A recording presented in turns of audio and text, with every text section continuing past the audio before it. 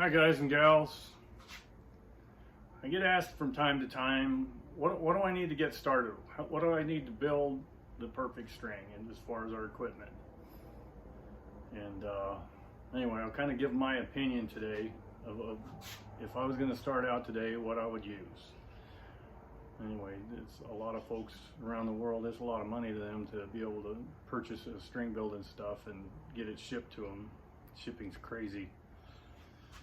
Just a kind of an example of shipping a Proshop package, pretty much most around the world, Australia, New Zealand, or wherever, it's like 180 bucks now for shipping.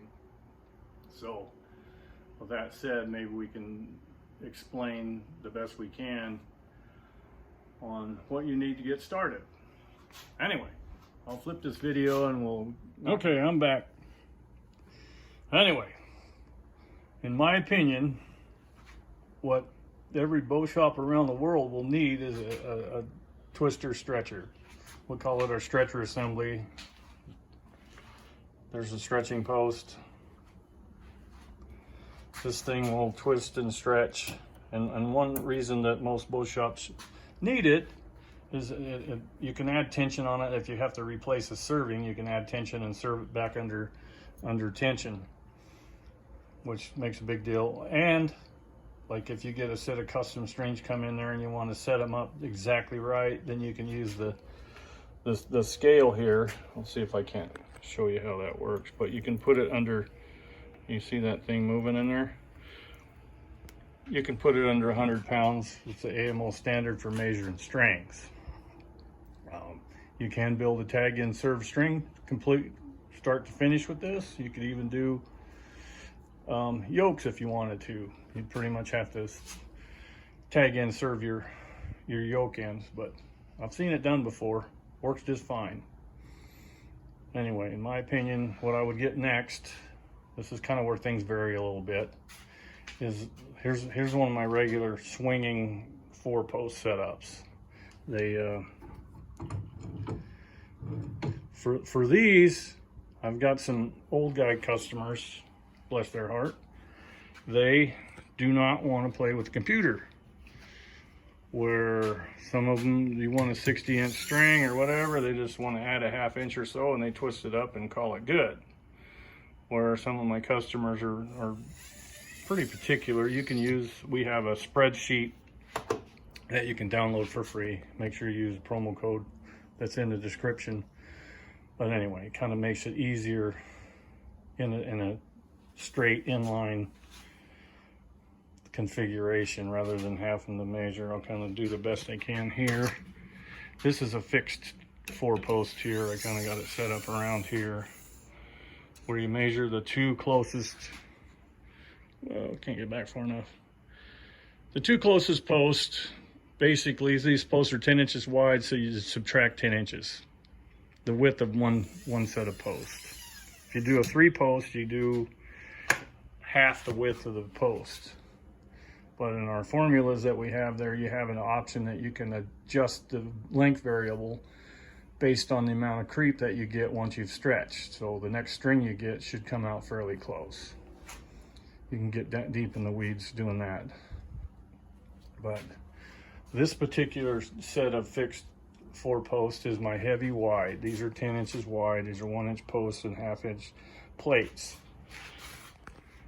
That allows you to use the tension unit to the full capacity. You can add 100 pounds of tension in a 4-post arrangement for when you're serving your end loops.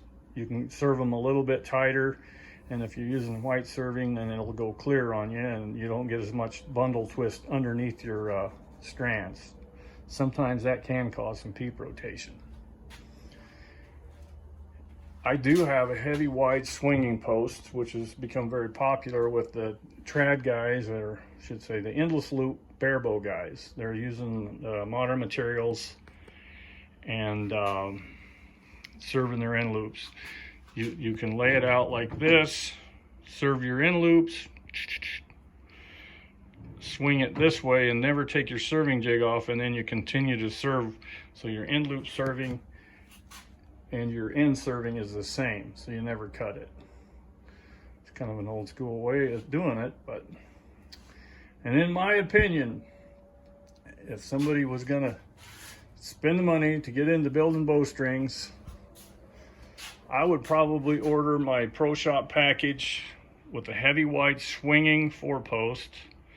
It'd be the same dimension of these with these. I just happen to have these set up. These are going out. There's nothing wrong with these. They work just fine.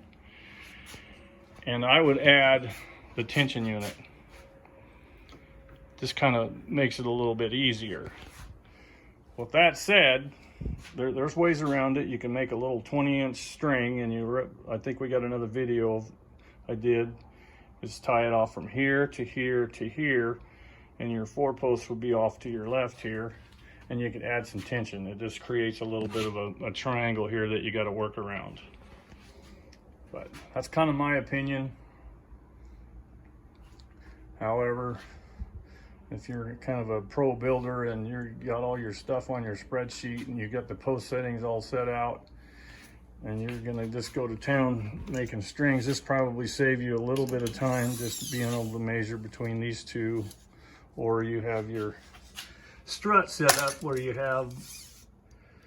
adjust this here, so you just get her close, adjust it and slide it. On here we would put a stop right here. So that would be your 0. Then you could adjust accordingly with your scale and when you tape it on there. Maybe I'll do a video in future to deal with that. But anyway, that's kind of my opinion. Like I said, I'd get a twister stretcher and probably a heavy swinging wide 4-post with a tensioner.